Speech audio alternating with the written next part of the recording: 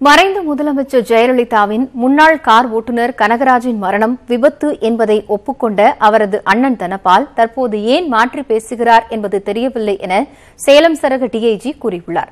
நெத்திமேட்டில் உள்ள சேலம் மாவட்ட காவல் கண்காணிப்பாளர் அலுவலகத்தில் செய்தியாளர்களிடம் பேசிய சேலம் சரக டிஐஜி செந்தில்குமார், கடந்த 2017ஆம் ஆண்டு ஏப்ரல் மாதம் 28ஆம் தேதி சந்தனகிரி பிரிவில் ராஜேந்திரன் காட்டு என்ற இடத்தில் பெங்களூருவில் இருந்து பெரம்பலூர் நோக்கி சென்று கொண்டிருந்த கார் மீது கனகராஜின் இருசக்கர வாகனம் மோதியது.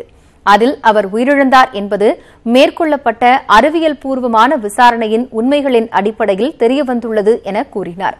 கனகராஜ் உயிரிழந்த நாளுக்கு அடுத்த நாள் செய்தியாளர்களிடம் பேசிய தனபால், இது விபத்துதான் என்று கூறியதாகவும், ஆனால் தற்போது மாற்றி பேசுவது எதனால் என்பது தெரியவில்லை என்றும் அவர் தெரிவித்தார்.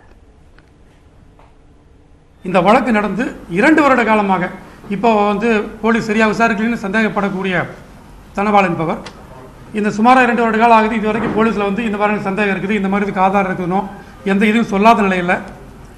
அது மட்டும் இல்லாமல் சம்பவம் அடுத்த நாளே எல்லா ஊடகத்துக்கும் பேட்டி கொடுக்குறாரு.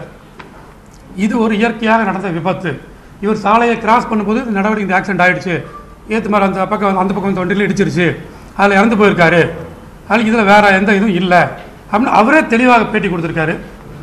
அப்படி இருக்கிற சூழ்நிலை இப்போ எதன் அடிப்படையில் என்ன நோக்கத்துக்காக இவர் மாறி சொல்கிறாருன்னு தெரியல.